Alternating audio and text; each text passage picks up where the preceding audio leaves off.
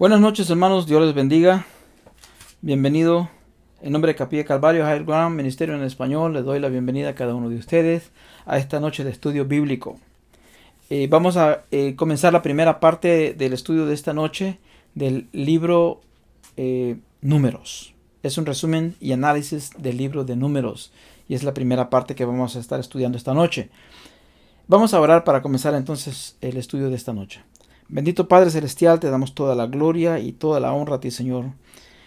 Nuestro Dios Todopoderoso, damos gracias por la vida, Señor, y también te damos gracias por tu palabra. Bendícela, Señor, a través de este estudio bíblico que vamos a tener esta noche. Sabemos que tu palabra es viva y activa en nuestras vidas, Señor.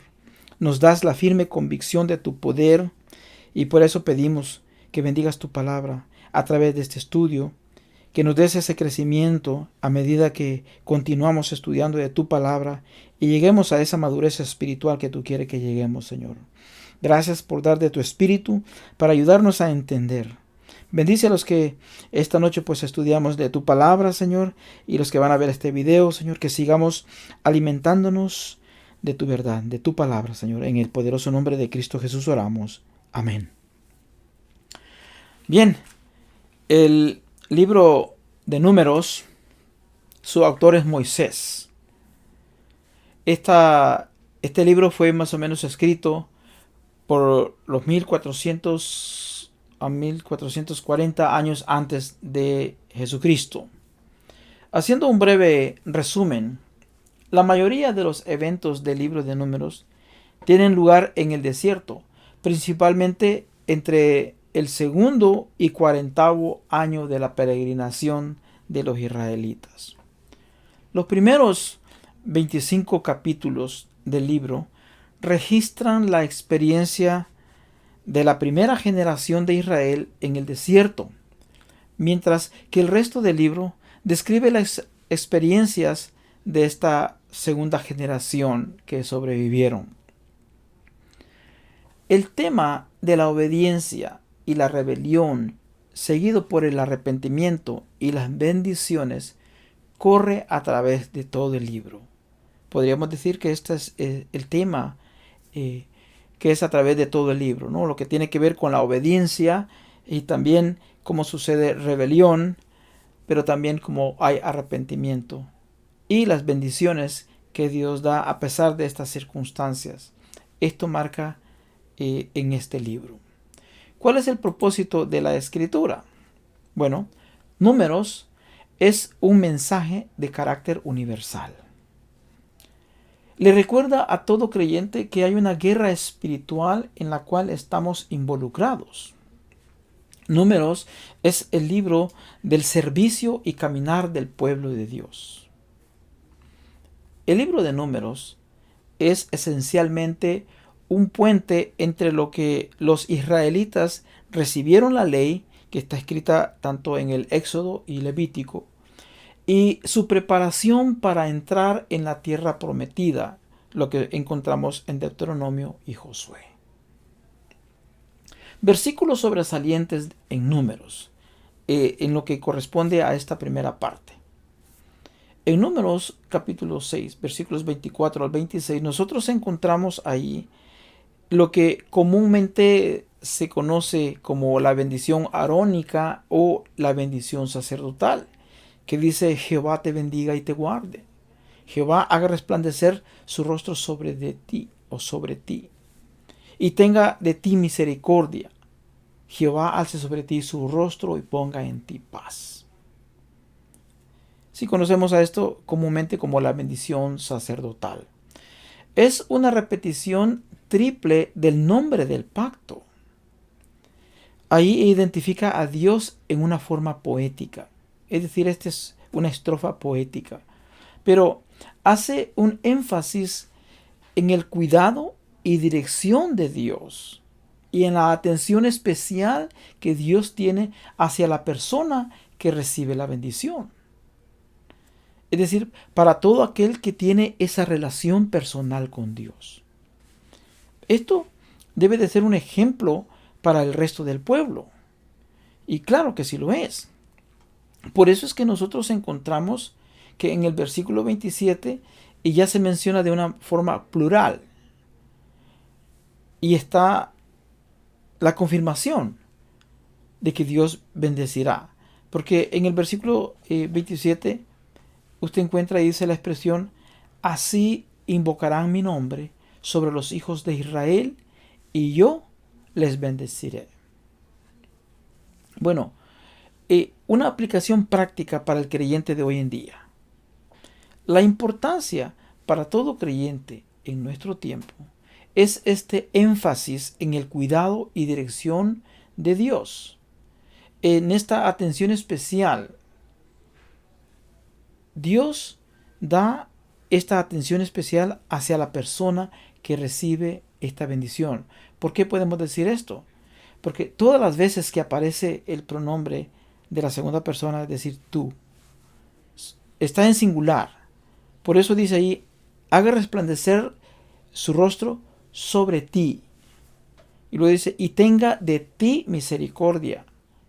Alce sobre ti su rostro y ponga en ti paz. Y concluye pues con la bendición de paz, shalom.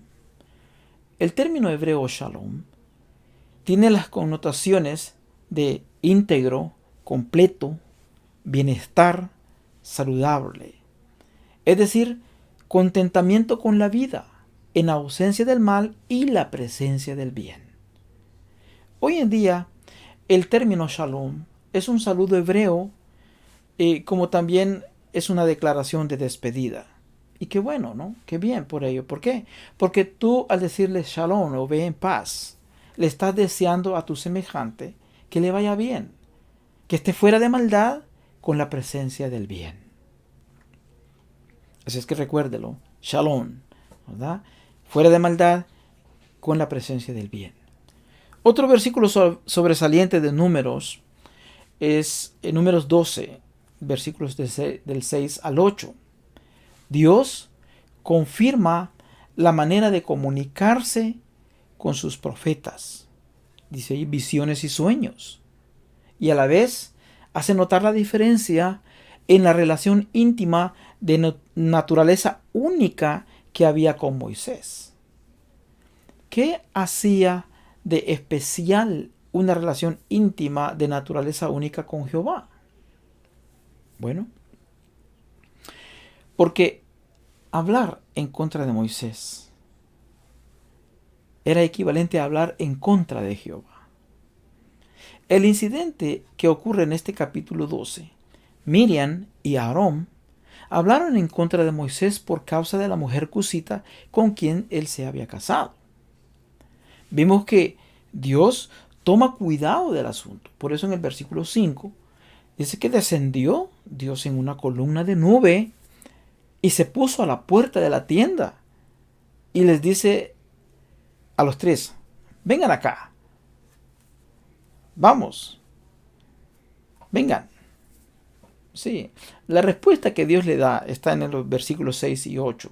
Les dice ahí: cuando haya entre vosotros profeta de Jehová, le apareceré en visión o en sueño, hablaré con él. Pero luego les dice: no así a mi siervo Moisés, que es fiel en toda mi casa. Cara a cara hablé con él, y claramente, y no por figuras, y verá la apariencia de Jehová. Y luego aquí viene la pregunta como amonestando a Aarón y a Miriam: ¿por qué pues no tuviste temor de hablar contra mi siervo Moisés? ¿Se dan cuenta aquí, hermanos y amigos? Dios no está en ignorancia de lo que sucede.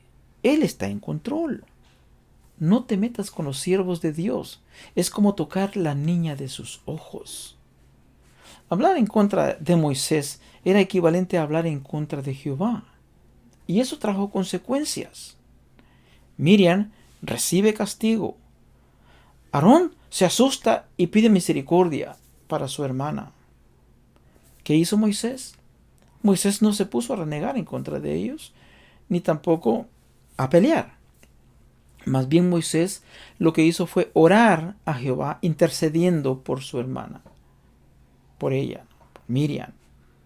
Y la lepra que había caído como consecuencia de castigo, pues es removida, pero aún así cumple los días fuera del campamento y fuera del pueblo. Y hasta después de los 7 días regresó al campamento. Sigamos adelante con los puntos sobresalientes del capítulo 13 y el 14. Israel con frecuencia probaba a Dios con su desobediencia. Dios probó ser verdadero porque Él cumplió su palabra. Ahora Dios le dará a Israel y a su pueblo una oportunidad para demostrar su alianza que ha declarado y para demostrar esa fe. En el capítulo 13, Dios le ordena a Moisés que envíe a hombres, un príncipe de cada tribu, para ir a inspeccionar y que reconozcan la tierra de Canaán. Una observación aquí, hermanos. Cuando tú comparas el relato de la misión de los 12 espías, estos príncipes, este relato que se encuentra también en Deuteronomio, en el capítulo 1, ahí en Deuteronomio capítulo 1, versículos 22, dice que el pueblo es el que le pide a Moisés que envíe a varones para que reconozcan la tierra y a su regreso les traigan razón de la tierra. Pero aquí en Números 13 nosotros encontramos que es Dios quien le ordena a Moisés. Esto en sí no es una contradicción. Una posible explicación es que Dios le haya ordenado a Moisés después de que el pueblo le trajo esa petición a Moisés. Dios no necesitaba que se inspeccionara la tierra, porque Él la había prometido. Él conoce la tierra, Él es el hacedor de ella. Él sabía lo que estaba pasando, conocía. Pero el pueblo tenía dudas y en cierta forma desconfianza. Eran tiempos emocionantes, hermanos, para ellos. ¿Por qué? Porque por fin estaban ellos frente a esta culminación histórica de la promesa que se le había dado a Abraham y a sus descendientes. Estos 12 espías o príncipes, uno de cada tribu, salieron para Canaán. Entre ellos iba Josué y Caleb. Los espías regresaron 40 días después. Sé que trajeron higos, granadas y uvas, pero también dieron este informe. Canaán es una buena tierra, pero las personas son fuertes y las ciudades tienen muros bien fortificados y muy altos. Pero entonces Caleb les dijo: podemos vencerlo, subamos ya. ¿Por qué crees que Caleb dijo eso? Bueno, porque él y Josué confiaban y sabían que más fuerte es el que está con ellos, Jehová Dios. En cambio, los otros 10 espías, ¿qué dijeron ellos? No podemos subir contra aquel pueblo. La gente de ahí es enorme. Son como gigantes. Y comparados con ellos, nosotros parecemos saltamontes. Aparentemente era un grupo de lo que hoy llamaríamos gigantes. Es otra designación de los grupos de los que le llaman Nefilín. Ahora, no se sabe si esta descripción auténtica de Anak y sus descendientes, estos gigantes que sus genes habían sido alterados para ser grandes, conocidos como los Nefilín, o si realmente se trataba nada más como una conclusión mitológica con el propósito de reforzar el informe que dieron estos espías miedosos. La verdad, no hay una prueba tangible bíblica que se puede decir a qué se referían realmente estos.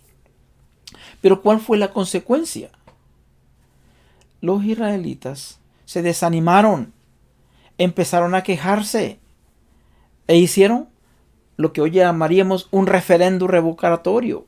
o un referéndum, ¿verdad? Como le llaman, revocatorio, contra el liderazgo de Moisés, y comenzaron a decirse entre ellos: elijamos otro líder y regresemos a Egipto.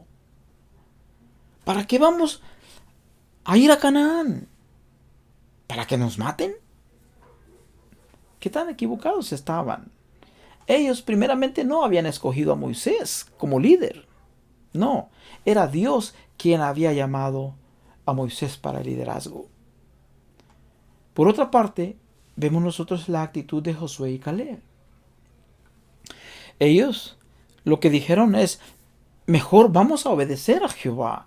Él nos protegerá. No tengan miedo. Pero luego también advirtieron y los exhortaron: y no se rebelen contra Dios.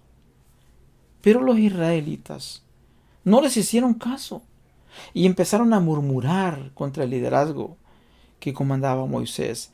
Y es más, se enojaron tanto con Josué y Caleb por la exhortación que estaban haciendo ellos, que buscaron la manera incluso de quererlos matar.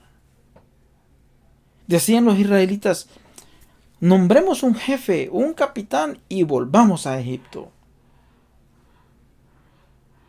Con esto, con esta actitud, ellos llegaron al punto más bajo de su rebelión.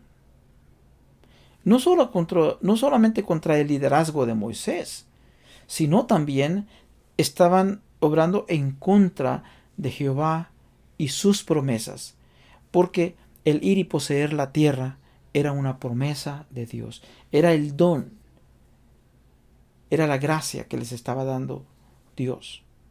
Pero ellos murmuraron en contra del liderazgo, murmuraron en contra de Dios y sus promesas. Como resultado, Jehová les dijo, de hecho se lo dijo Moisés: he hecho tantas cosas buenas por los israelitas, pero ellos todavía son desobedientes. Así que voy a dejarlos aquí en el desierto por 40 años hasta que mueran. Solo sus hijos, vuestros niños, de los cuales dijisteis que serían por presa, yo los introduciré y ellos conocerán la tierra que vosotros despreciasteis. Josué y Caleb vivirán en la tierra que prometí dar a los israelitas. Y vemos nosotros entonces en Números 14, versículo 34, les dice allí la sentencia: conforme al número de los días, de los 40 días en que reconocisteis la tierra, llevaréis vuestras iniquidades 40 años, un año por cada día, y conocerán mi castigo. ¿Cómo podemos nosotros aplicar como creyentes ahora en nuestro tiempo? ¿Cómo lo podemos nosotros aplicar en nuestra vida? El tema de la santidad de Dios continúa desde el libro de Levíticos hasta el libro de Números, lo cual revela la preparación e instrucción de Dios a su pueblo antes de entrar a la tierra prometida de Canaán.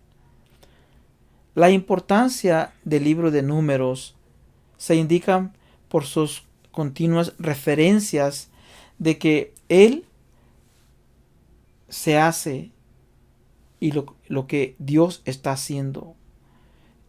Las referencias que nosotros tenemos ahora en su palabra en el Nuevo Testamento, ahora nosotros podemos conocer cómo este tema de la santidad es importante. ¿Por qué? Bueno, porque el Espíritu Santo llama especialmente la atención en los escritos de este libro de Números. En la primera carta a los Corintios, en el capítulo 10, versículos 1 al 12, las palabras que dicen allí, ¿no? Especialmente la expresión que dice: y estas cosas, hablando lo que está escrito en Número, les acontecieron como ejemplo. Están escritas para amonestarnos a nosotros. Usted puede encontrar todo el relato en 1 Corintios capítulo 10, versículos 1 al 12. Pero ahí nos dice, ¿no?, que estas cosas están escritas allí como ejemplo para amonestarnos a nosotros. Se refiere al pecado de los israelitas y al disgusto que Dios tuvo con ellos. En Romanos capítulos 11, versículo 22, Pablo habla acerca de la bondad y la severidad de Dios. En pocas palabras, este es el mensaje de Números. Dios es bondadoso, pero también disciplina. Y Él no va a dejar impune cuando se obra inicuamente, cuando se obra en maldad. Por eso podemos ver ahí la severidad de Dios. Se ve en la muerte de toda esta generación rebelde en el desierto. Aquellos que nunca entraron a la tierra prometida. Por eso tuvieron que vagar durante el desierto durante esos 40 años, hasta que toda esa generación rebelde que murmuró se acabó. Solamente aquellos hijos que ellos mismos dijeron, ¡ay, nuestros hijos van a caer como presa! Estos fueron los que sí heredaron la tierra prometida. Y de toda aquella multitud, solamente Josué y Caleb fueron los que pasaron a la tierra prometida. Pero también vemos la bondad de Dios. ¿Por qué? Sí, se cumple con la nueva generación que entró. Dios protegió a aquellos niñitos que sus padres según estaban preocupados. Dios los protegió para que pudieran entrar entonces a la tierra prometida. Proveyó para ellos. Esto nos recuerda la justicia y el amor de Dios. Están siempre en armonía con su soberanía. Y nosotros tenemos que tener en cuenta eso, hermanos. Otra aplicación práctica para nosotros. Y esto es para manera de conclusión para nosotros. En el estudio de esta primera parte. Una aplicación práctica para nosotros del libro de Números. Bueno, aquí desprende un gran tema teológico que se desarrolla también en el Nuevo Testamento. Y es que tanto como el pecado y la incredulidad, la rebelión, acarrean juicio de Dios. O sea, de Dios nadie puede burlarse. Lo que se esté sembrando, eso se va a cosechar. No tenemos que, como algunos dicen, porque donde hay pecado abunda la gracia. Y algunos toman esto como libertad para pecar. No. Dios es un Dios de orden. Es un Dios justo, es un Dios de amor. Por eso, tanto la incredulidad, la rebelión, el pecado, la inmoralidad, Dios trae juicio. Primero a los Corintios, capítulo 10, todo el capítulo, y luego también en Hebreos, capítulo 3, del versículo 7 en adelante hasta el capítulo 4, versículo 13, ahí lo habla, lo explica fuertemente. Estos eventos fueron escritos como un ejemplo para que todo creyente que observa y está pendiente de lo que la palabra de Dios dice, entonces tenemos que evitar estas cosas.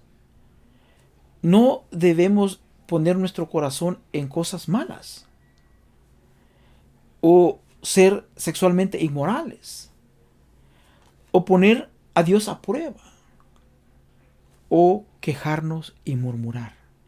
Estas cosas deben de evitarse.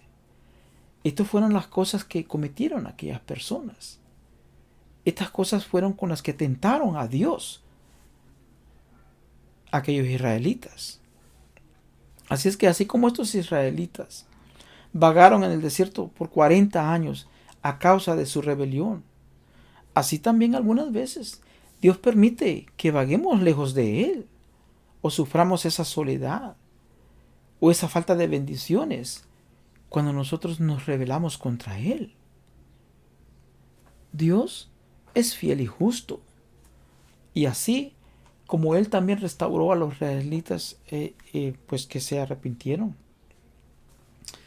Nosotros también tenemos que tener una actitud de arrepentimiento.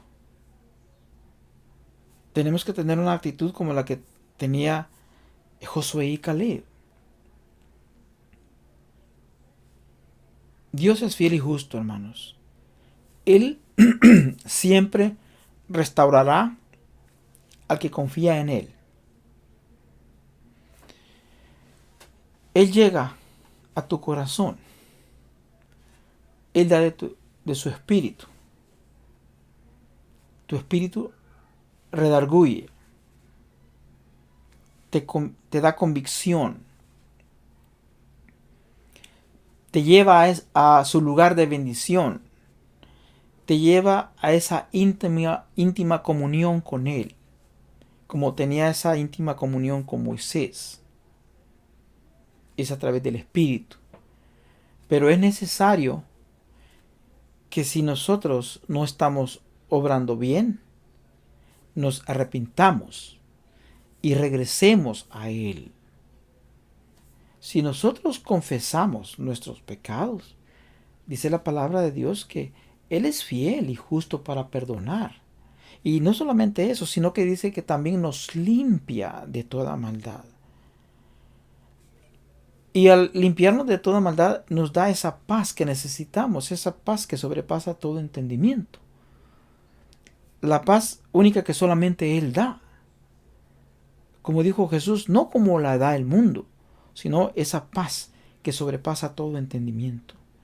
Esa paz que ora a través de esa relación, que a través de esa relación personal con Cristo Jesús, el príncipe de paz,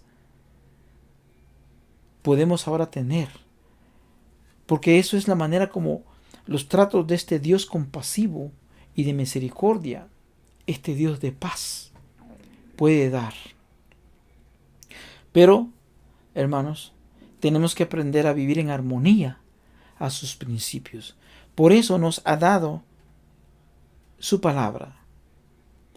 Cuando Él confrontó, cuando Él llamó a Moisés, a Aarón y a Miriam, en esa ocasión que Miriam y Aarón habían hablado en contra de Moisés, dice que los llamó afuera, fuera de la tienda. Y les explica y les dice que allí le habla a los profetas a través de sueños, a través de señales. Pero no así a Moisés en esa relación íntima que tenía. Eso es un buen ejemplo porque la palabra de Dios también ahora nos dice que Dios habló en muchas formas y de muchas maneras anteriormente a través de sus profetas. Pero dice que ahora nos habla a través de su Hijo, a través de Cristo Jesús. Y ya no por visiones. Ahora es a través de Jesucristo. Si tú tienes una relación personal con Dios a través de Cristo Jesús, tenlo por seguro que ese Espíritu Santo está obrando en tu vida para bendición, para protección, para seguridad, para que en esa íntima relación con Dios tú puedas tener la firme convicción de lo que Dios te está llevando. Y esa paz que sobrepasa todo entendimiento, esa paz que solamente viene de Dios, va a estar en ti. Que Jehová te bendiga y te guarde. Que Jehová haga resplandecer su rostro sobre de ti y tenga de ti misericordia. Jehová alce sobre ti su rostro y ponga en ti paz. Que Dios les bendiga, hermanos, que tengan un día de mucha bendición.